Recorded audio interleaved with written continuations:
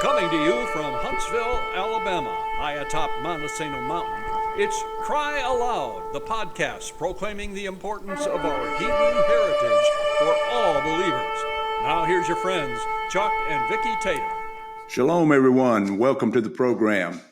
You know, there's a lot of rejoicing going on in the land today. Millions and millions of Christians are celebrating because a new leader has been chosen for their religion.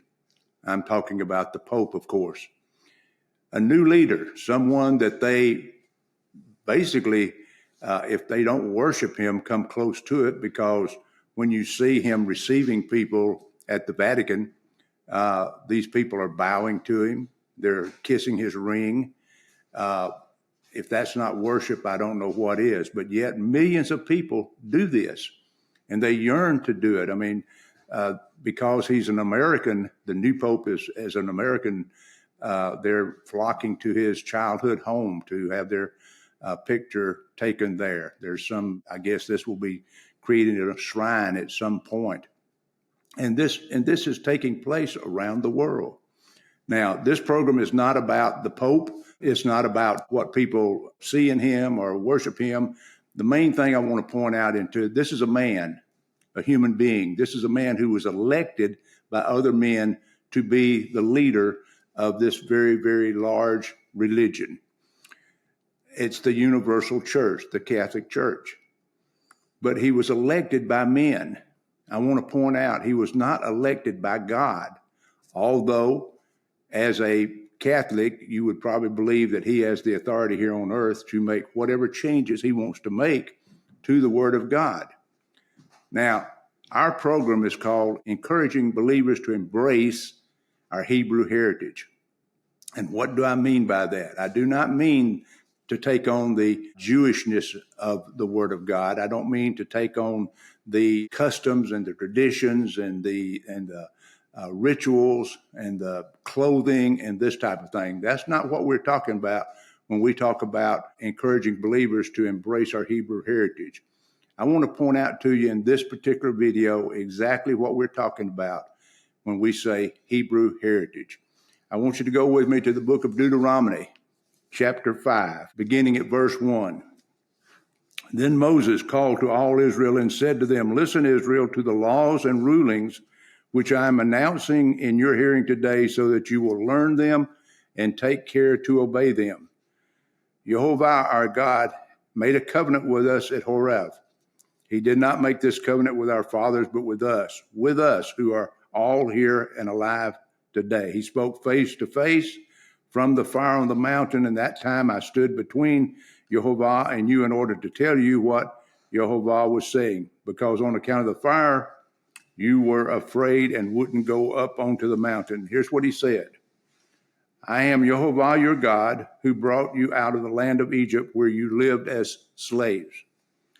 You are to have no other gods before me. You are not to make for yourselves a carved image of any kind of representation of anything in heaven above, on the earth beneath, or in the water below the shoreline. You are not to bow down to them or serve them.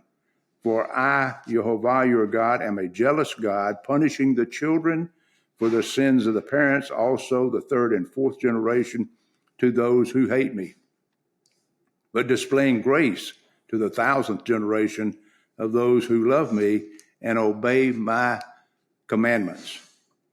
You are not to misuse the name of Jehovah your God, because Jehovah will not leave unpunished someone who misuses his name. Observe the day of Shabbat to set it apart as holy, as Jehovah your God ordered you to do. You have 6 days to labor and do all your work. But the seventh day is a Shabbat for Adonai your God.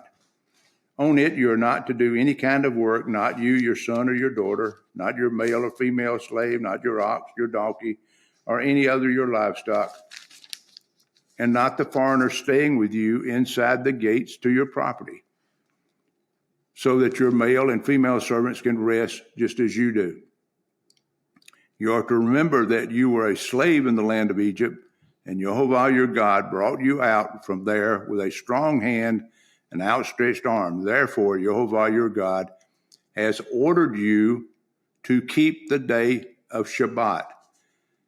Let me interject right there real quickly.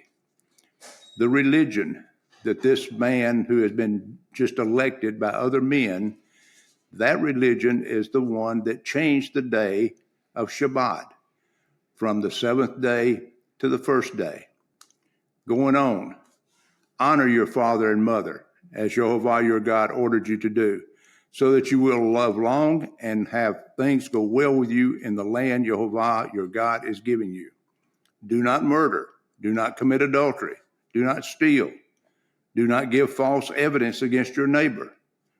Do not covet your neighbor's wife. Do not covet your neighbor's house, his field, his male or female slaves, his ox, his donkey, or anything that belongs to your neighbor. Going down now in chapter 5, verse 29. Therefore, you are to be careful to do as Jehovah your God has ordered you. You are not to deviate either to the right or the left. In other words, you don't add to or subtract from. You are to follow the entire way which Jehovah your God has ordered you, so that you will live. Things will go well with you, and you will live long in the land you are about to possess.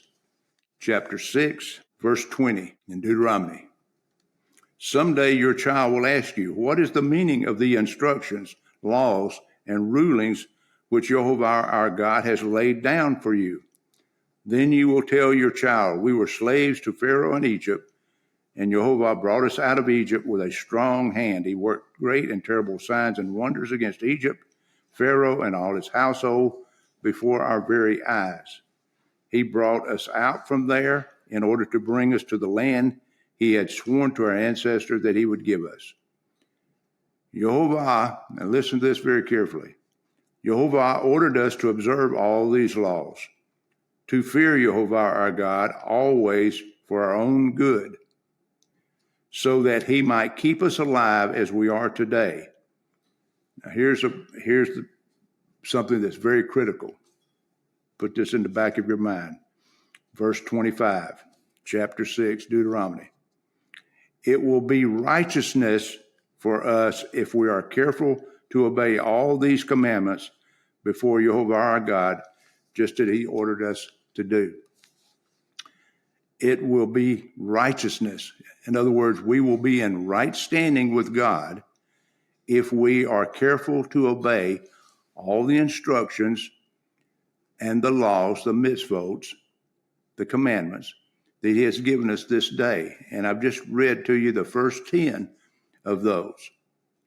And the big one that I pointed out to you was number 4, on the seventh day, keep Shabbat. Where is this leader of these millions of believers, so-called believers, and I'm sure many of them are, but where's he leading? If he has changed one of God's commandments, now he didn't do it personally, but those before him did do it. But if it's been changed and it's not being observed, then what does that say about where this particular leader or leaders after him will take these particular Christians? This is why we are so adamant about crying aloud, sparing not, lifting our voice up like a trumpet, and telling God's people, look, we need to embrace our Hebrew heritage. This is our heritage. These commandments, these mitzvot, these laws, these rulings, this is our heritage. This is what we need to embrace. This is what we need to come back to. And millions of people around the world right now are indeed coming back to it. It's a great movement. It's taking place, but it's not something that is being noticed very much. And where it is being noticed, it's being denigrated, trying to be put down and say it's of no effect. But it says right here that it is in effect. And in fact, I'm going to prove to you that it's still in effect. I want you to turn to the book of Matthew, chapter 5. Let's start with verse 14. Yeshua is on the Mount of Olives. He's giving what we refer to as the Beatitudes. In this particular verse, he says to the people, "You are the light of the world. A town built on a hill cannot be hidden. Likewise, when people light a lamp, they don't cover it with a bowl, but put it on a lampstand so that it shines for everyone in the house. In the same way, let your light shine before people, so that they may see the good things you do and praise your Father in heaven." In other words, when we are observing and embracing our Hebrew heritage, that's what Yeshua is saying, that we are a light. We're shining that light out unto the world.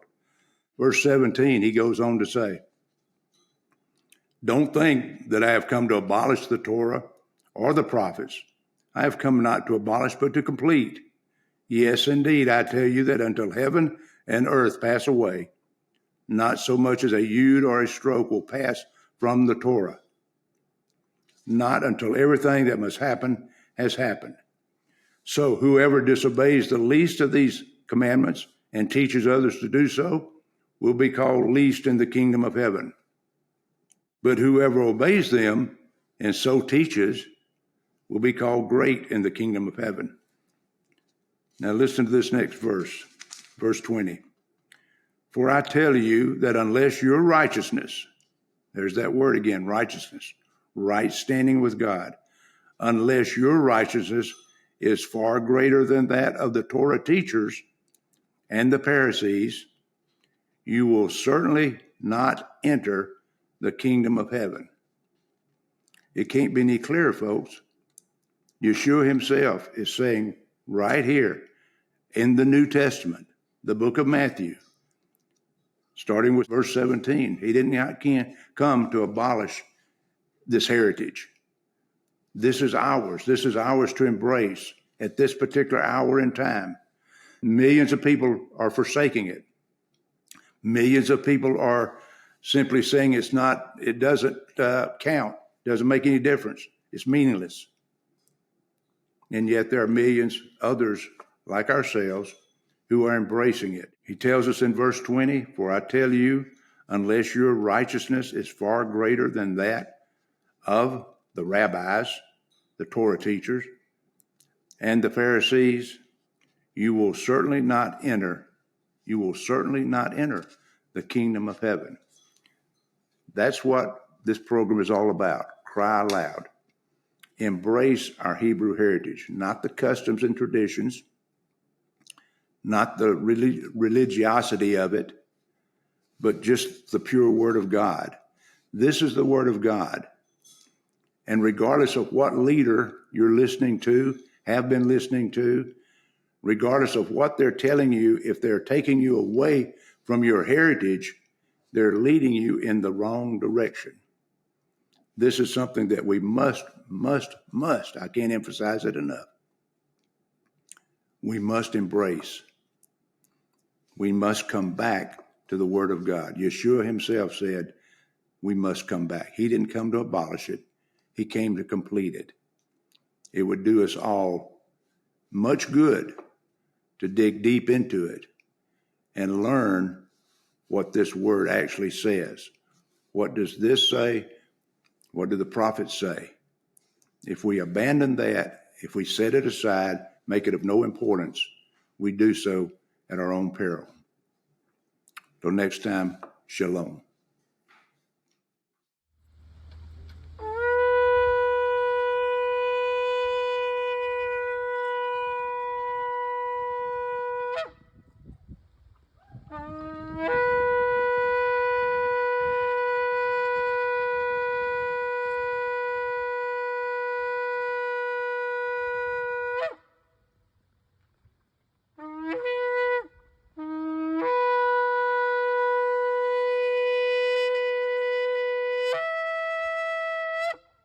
Jehovah bless you and keep you. Jehovah make his face shine upon you and be gracious to you. Jehovah turn to you, lift up his countenance upon you and give you shalom. Shalom, shalom.